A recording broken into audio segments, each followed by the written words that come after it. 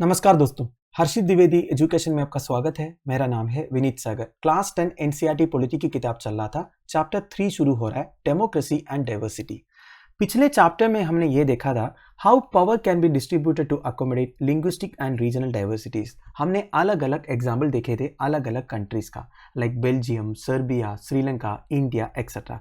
हमने ये देखा था कि किस तरह इन कंट्रीज में लिंग्विस्टिक एंड रीजनल डाइवर्सिटीज को अकोमोडेट करने के लिए पावर को डिस्ट्रीब्यूट किया है इनके बीच में। पर देखिए, आपको एक चीज समझना होगा, केवल language and region only features नहीं है जो लोगों को एक अलग आइडेंटिटी देता है। लोग अलग अलग फीचर्स के ऊपर अपने आप को आइडेंटिफाई करना चाहता है या फिर अपने आप को सेग्रीगेट करना चाहता है। For example, on the basis of their physical appearance, class, religion, gender, caste, tribe etcetera. देखिए, कुछ लोगों का फिजिकल अपीयरेंस अलग है, कुछ लोगों का क्लास अलग है, रिलीजन अलग है। तो इन सारे फीचर्स के ऊपर लोग अपने आप को आइडेंटिफाई करना चाहता है, अपने आप को एक ग्रुप बनाना चाहता है कि नहीं? तो इस चैप्टर में हम ये देखेंगे in social differences, divisions and inequalities की तरफ डेमोक्रेसी किस तरह रेस्पॉन्ड करते हैं, कैसे डेमोक्रेसी इन सारे सोशल डिफरेंसेस को हैंडल करते हैं, एक बैलेंस बनाते हैं। तो सबसे पहले एज यूजुअल हम एक एग्जाम्पल से शुरू करेंगे, किस तरह लोग पब्लिकली एक्सप्रेस करते हैं सोशल डिविजन्स को। इसके बाद हम एक जनरल लेसन सीखेंगे about how social differences can take various forms. ये जो सोशल डिफरेंसेस है इनका अलग अलग फॉर्म्स क्या क्या है वो भी हम देखेंगे। फाइनली हम ये देखेंगे how democratic politics affects and is affected by this social diversities. तो ये सोशल डाइवर्सिटीज किस तरह डेमोक्रेटिक पॉलिटिक्स को अफेक्ट करते हैं वो भी हम देखेंगे।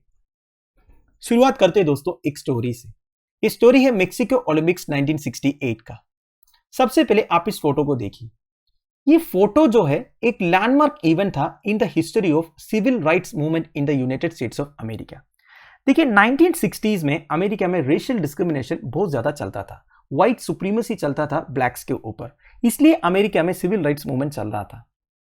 तो तभी हुआ था मेक्सिको में ये ओलंपिक्स। अब 200 मीटर रेस में 2 अफ्रो अमेरिकन को मेडल मिला, साथ में एक ऑस्ट्रेलियन को भी मिला। जब अवार्ड सेरेमनी हुआ, आपको पता है ओलंपिक्स में जो गोल्ड मेडल विनर है उसके कंट्री का नेशनल एंथम प्ले होता है। जब national anthem of United States of America play हुआ, ये दोनों अफ्रो अमेरिकन ने क्या किया, कुछ अजीब तरीके का जेस्चर दिखाया। आप देख ही सकते हो, दोनों अपने जूते निकाले हुए हैं और ब्लैक सॉक्स डिस्प्ले कर रहा है, और दोनों अपना एक हाथ जो है ऊपर उठाया हुआ है और ब्लैक ग्लव्स भी पहना है। और साथ में ये जो ऑस्ट्रेलियन एथलीट है ये अपने जर्सी पर एक ह्यूमन राइट्स बैड्ज भी पहना हुआ है। तो इसका मतलब क्या था? ये लोग इस तरह एक जेस्चर क्यों दिखा रहे थे? They try to draw international attention to racial discrimination in the United States. United States of America में जो रेशियल डिस्क्रिमिनेशन चल रहा था, जो कि गलत था, उसके लिए इंटरनेशनल अटेंशन ड्रॉ करना चाहते थे ये तीनों एथलीट्स। ये जो ब्लैक ग्लाउड एंड रेज्ड क्लेंचेस फिस्ट थे, ये ब्लैक पावर को सिंबलाइज कर रहा था। समझ गए? बेसिकली देखिए, ये लोग इधर क्या कर रहे हैं, ब्लैक सॉक्स को दिखा रहा है और ब्लैक ग्लव्स को दिखा रहा है। इसका मतलब ये था कि ब्लैक पावर को वो सिंबलाइज कर रहा था। साथ में नॉर्मैन जो सिल्वर मेडलिस्ट है, ये भी इन्हें सपोर्ट किया एक ह्यूमन राइट्स बैच पहन के। अब आपको क्या लग रहा है, कार्लोस स्मिथ को अमेरिका का एक इंटरनल मैटर को एक इंटरनेशनल फोरम में रेज करना चाहिए था? मतलब देखिए, ओलंपिक्स एक इंटरनेशनल फोरम है, कई सारे कंट्रीज इसमें पार्टिसिपेट होते हैं।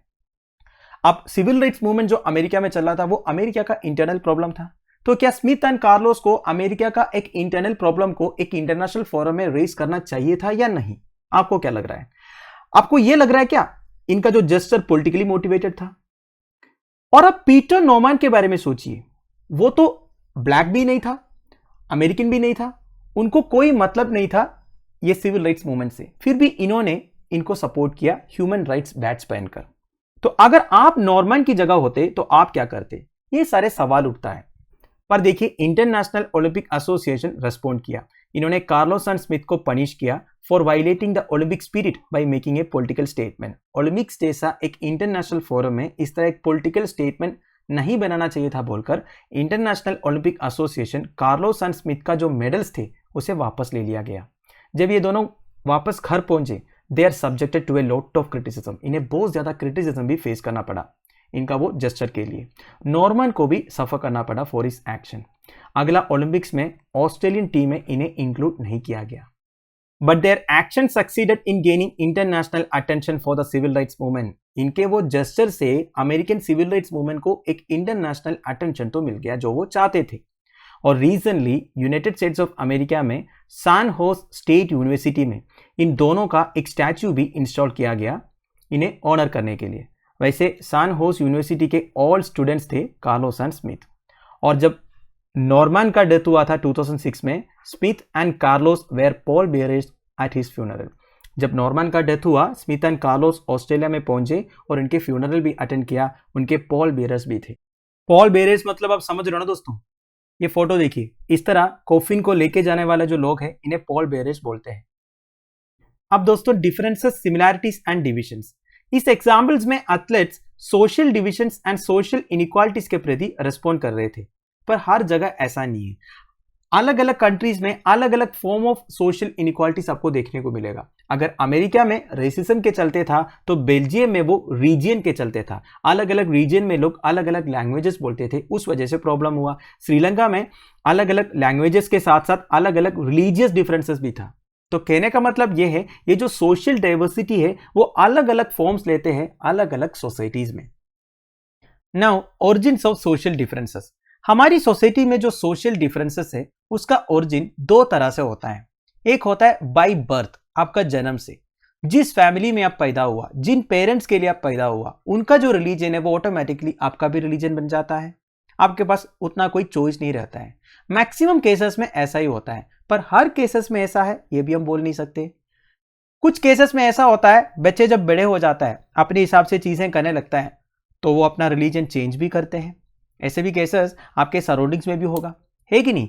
तो दूसरा केस मैंने जो बोला, उस केस में लोग अपने चॉइस से एक रिलीजन चूज किया, अपनी चॉइस से एक कम्युनिटी चूज किया, है कि नहीं। और एक सोशल ग्रुपिंग है जो हम चॉइस से करते हैं, वो है क्या पढ़ाई करना है वो हम चूज करते हैं, क्या ऑक्यूपेशन टेकअप करना है वो हम चूज करते हैं, कौन कौन से गेम्स और कल्चरल एक्टिविटीज में टेक पार्ट करना है वो भी हम चूज करते हैं। तो ये सब चूज करने से ऑटोमेटिकली हम एक एक सोशल ग्रुप में चले जाते हैं, है कि नहीं। All this lead to formation of social groups that are based on our choices. तो मेरा कहने का मतलब था, हमारी सोसाइटी में जो सोशल डिफरेंसेस है, अलग अलग रिलीजियन का, अलग अलग कम्युनिटी का, अलग अलग ग्रुप्स का, उसका ओरिजिन या तो आपका जन्म से होगा या तो आपका चॉइस से होगा। Now every social difference does not lead to social division.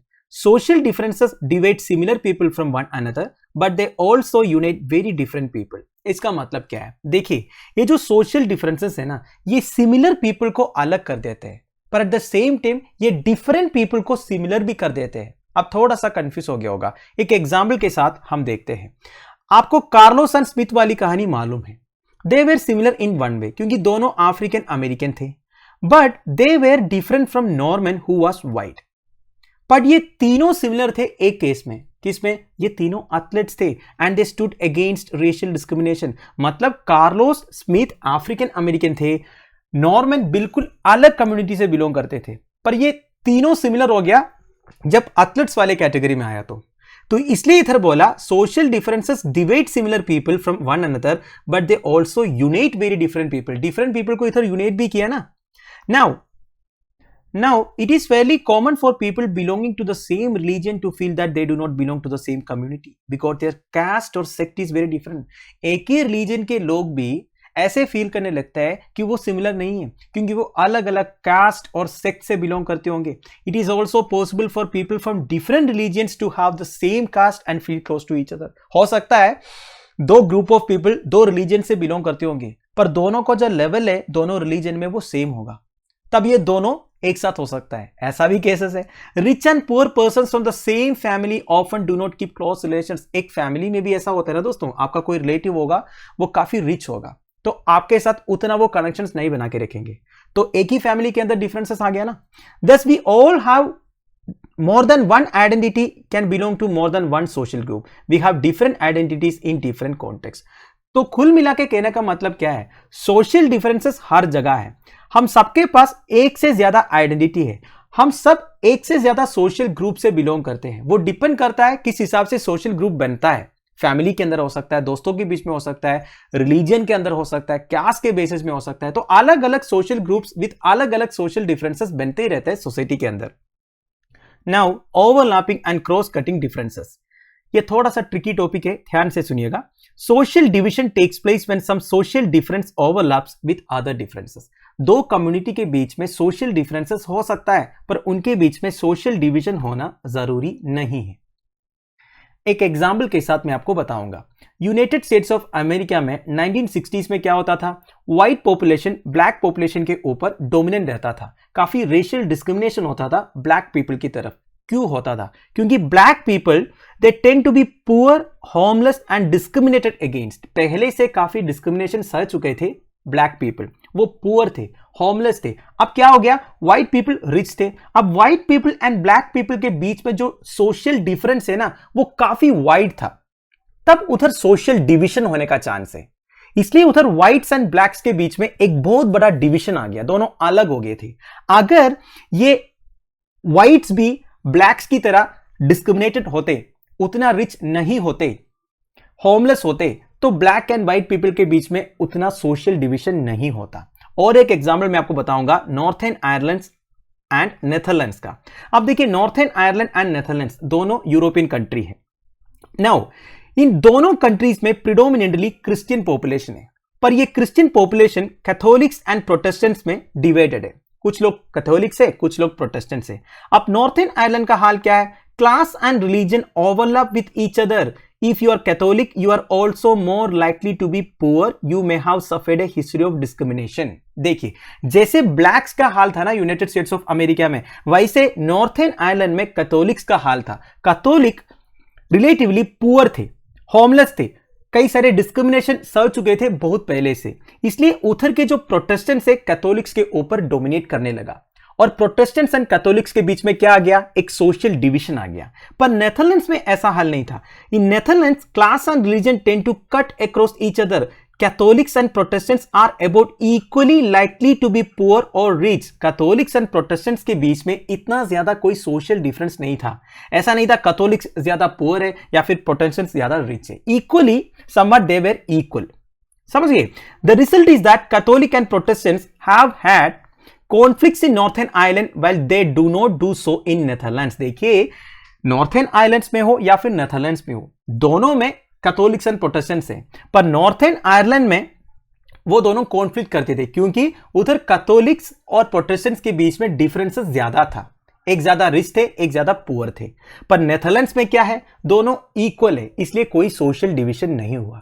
तो कुल मिला के मेरा कहने का मतलब है, social division takes place when some social difference overlaps with other differences. जब दो कम्युनिटी के बीच में सोशल डिफरेंसेस ज्यादा होगा ना दोस्तों, तब जाके डिवीजन होगा। अगर सोशल डिफरेंसेस कम होगा तो दोनों आराम से शांति से एक साथ रह सकते हैं, सोशल डिवीजन नहीं होगा। अब इंडिया की बात करें, in our country Dalits tend to be poor and landless. They often face discrimination and injustice. देखिए, जैसे ब्लैक्स का हाल था यूनाइटेड स्टेट्स ऑफ अमेरिका में, या फिर कैथोलिक का हाल था नॉर्थर्न आयरलैंड में, वैसे था इंडिया में दलित्स का हाल। वो भी पुअर थे, लैंडलेस थे, उन्हें भी काफी डिस्क्रिमिनेशन एंड इनजस्टिस फेस करना पड़ा।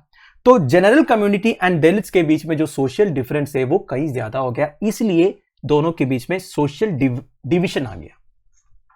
नाउ ये जो सोशल डिवीजन है ये हर एक कंट्री में एक्सिस्ट करते हैं, चाहे वो एक वास्ट कंट्री हो इंडिया जैसा या एक स्मॉल कंट्री हो बेल्जियम जैसा। Even those countries such as Germany, Sweden, they were once highly homogeneous are undergoing rapid change with influx of people from other parts of the world. देखिए, Germany, Sweden जैसा countries में एक time पे ज्यादा कोई communities नहीं थे, homogeneous population थे, मतलब एक ही टाइप के लोग थे। पर आजकल दुनिया भर से कई सारे लोग जर्मनी, स्वीडन जैसे कंट्रीज में इन्फ्लक्स हो रहा है, माइग्रेंट्स अपने अपने कल्चर लेके आ रहा है, वो एक अलग कम्युनिटी बन रहा है, इसलिए उधर भी आजकल ये सोशल डिविजन्स जो है वो देखने को मिल रहा है, ये कह रहा है। Now politics of social divisions. देखिए, अब तक हमने सोशल डिविजन्स के बारे में, सोशल डिफरेंसेस के बारे में इन डिटेल में डिस्कस किया।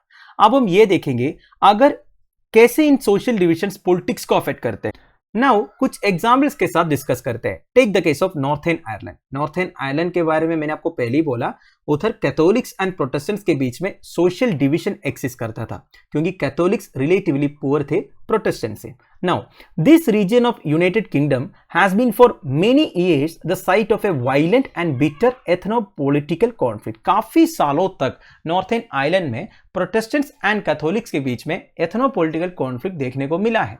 नाउ नॉर्थर्न आयरलैंड का जो पॉपुलेशन है वो two major sects of Christianity के बीच में डिवाइडेड है. 53% जो है प्रोटेस्टेंट से, 44% जो है रोमन कैथोलिक से. नाउ आगे जाने से पहले आपको मैं यूनाइटेड किंगडम का मैप दिखाऊंगा. यूनाइटेड किंगडम मतलब 4 कंट्रीज आता है उसमें, England, Wales, Scotland and Northern Ireland. अब मैं नॉर्थर्न आयरलैंड की बात कर रहा था आपसे. अब देखिए दोस्तों, आयरलैंड का 2 पार्ट है basically, northern Ireland and Republic of Ireland. अब ये जो नॉर्थर्न आयरलैंड है ये यूनाइटेड किंगडम का पार्ट है. Now Catholics way represented by nationalist parties and Protestants way represented by unionist party. आप देखिए ये जो सोशल डिवीजन को पूरी तरह पॉलिटिसाइज किया गया. कैथोलिक्स को नेशनलिस्ट पार्टी करके एक पार्टी रिप्रेजेंट किया. उन्होंने ये डिमांड किया northern Ireland Republic of Ireland का पार्ट होना चाहिए, मतलब northern Ireland Republic of Ireland का पार्ट होना चाहिए करके नेशनलिस्ट पार्टी ने बोला. At the same time Protestants को रिप्रेजेंट किया था यूनियनिस्ट पार्टी. इन्होंने बोला northern Ireland should remain with United kingdom which is predominantly Protestant. तो देखिए यूनियनिस्ट ने क्या बोला, नॉर्थर्न आयरलैंड यूनाइटेड किंगडम के साथ होना चाहिए. तो ये प्रॉब्लम चल रहा था. Hundreds of civilians, militants, security forces where killed in fight between unionist and nationalist and between the security forces of UK and the nationalist. तो देखिए ऑब्वियसली बात है, प्रोटेस्टेंट्स एंड कैथोलिक्स के बीच में फाइट हुआ. Basically nationalist party and unionist party के बीच में फाइट हुआ, कॉन्फ्लिक्ट हुआ, कई सारे लोगों की मौत हुई. And it was only in 1998 that the UK government and nationalists reached a peace treaty, after which the later suspended their armed struggle. बाद में जाके 1998 में यूके गवर्नमेंट एंड नेशनलिस्ट के बीच में एक पीस ट्रीटी साइन हुआ, तब जाके प्रॉब्लम सोल्व हुआ. आप ही के हिसाब से ये जो नॉर्थर्न आयरलैंड है ये यूनाइटेड किंगडम का पार्ट है, ये आप समझ लीजिएगा. नाउ यूगोस्लाविया में क्या हुआ, उधर भी इस तरह का सोशल डिविजन्स थे और वो सोशल डिविजन्स को पॉलिटिकल पार्टीज ने पॉलिटिसाइज भी किया था. उस वजह से क्या हुआ, कॉन्फ्लिक्ट तो हुआ, लास्ट में जाके यूगोस्लाविया को 6 इंडिपेंडेंट कंट्रीज करके डिवाइड करना पड़ा. तो बेसिकली क्या हुआ, यूगोस्लाविया में डिसइंटीग्रेशन ऑफ कंट्री हुआ. तो ये सारे एग्जाम्पल्स देके आपको क्या लग रहा है, कुछ लोग ये बोलने लगा पॉलिटिक्स एंड सोशल डिविजन्स को कभी भी मिक्स नहीं करना चाहिए. उन्होंने ये बोला सोशल डिविजन्स अगर एक कंट्री में नहीं रहेंगे वो सबसे अच्छा होगा. अगर सोशल डिविजन्स एक्सिस्ट करते भी है, they must never be expressed in politics, क्योंकि जब आप सोशल डिविजन्स को पॉलिटिक्स में एक्सप्रेस करने लगोगे तो ये बहुत बड़ा प्रॉब्लम्स क्रिएट कर सकता है, जैसे यूगोस्लाविया में हुआ, जैसे नॉर्थर्न आयरलैंड में हुआ. अच्छा है कि नॉर्थर्न आयरलैंड में पीस ट्रीटी साइन होके प्रॉब्लम सोल्व कर दिया, पर यूगोस्लाविया में क्या हुआ, पूरे कंट्री को 6 इंडिपेंडेंट कंट्रीज करके डिवाइड करना पड़ा. At the same time, every expression of social divisions in politics does not lead to such disasters. देखिए अगर आप यूगोस्लाविया, नॉर्थर्न आयरलैंड जैसे कंट्रीज का एग्जाम्पल देखोगे तो आपको ऐसा लगेगा सोशल डिविजन्स एंड पॉलिटिक्स को किसी भी हाल में मिक्स नहीं करना चाहिए. अगर मिक्स करेंगे तो वो बहुत बड़ा डिसास्टर में एंड करेंगे, पर ये कोई ज़रूरी नहीं है, क्योंकि दुनिया में मैक्सिमम कंट्रीज में सोशल डिविजन्स एक्सिस्ट करते हैं और मैक्सिमम कंट्रीज में इन सोशल डिविजन्स के बारे में पॉलिटिकल पार्टीज बात भी करते हैं. आप इंडिया की बात कीजिए, इंडिया में कास्ट बेस्ड कैंपेनिंग होता है ना, कोई पॉलिटिकल पार्टी आके बोलता है कि हम अगर रूल में आएंगे आपकी कम्युनिटी को हम इतने सारे ऑफर्स प्रोवाइड करेंगे, आपकी कम्युनिटी वाले लोगों को हम अलग सा रिजर्वेशन प्रोवाइड करेंगे. पर इंडिया का डिसइंटीग्रेशन हुआ है क्या, नहीं हुआ. तो बेसिकली अगर एक बैलेंस मेंटेन करोगे तो सब कुछ हो भी सकता है. और आप सबको पता है ये जो सोशल डिविजन्स हमेशा वोटिंग को अफेक्ट करते हैं मोस्ट कंट्रीज में. कुछ कम्युनिटी के लोग ऐसा है वो हमेशा एक ही पार्टी को वोट देते हैं, और कुछ कंट्रीज में कुछ पार्टीज ऐसा है वो हमेशा एक ही कम्युनिटी के ऊपर फोकस करते हैं. Yet all this does not lead to disintegration of the country. यह सब होने के बावजूद इधर जैसे यूगोस्लाविया में हुआ, नॉर्थर्न आयरलैंड में हुआ, ऐसा कुछ नहीं हुआ. तो ये कह रहा है कि social division in politics does not lead to such disasters every time. तो दोस्तों that's end of it. I hope आपको समझ में आया होगा. वैसे ये टॉपिक थोड़ा सा ट्रिकी है, आप मुझे कमेंट बॉक्स में बता दीजिएगा आप मुझे फॉलो कर पा रहे हैं या नहीं कर पा रहे हैं. अगले चैप्टर में हम बल्गेरिया, रोमानिया और इंडिया से शुरू करेंगे. Thank you for watching. Bye bye. Have a nice day.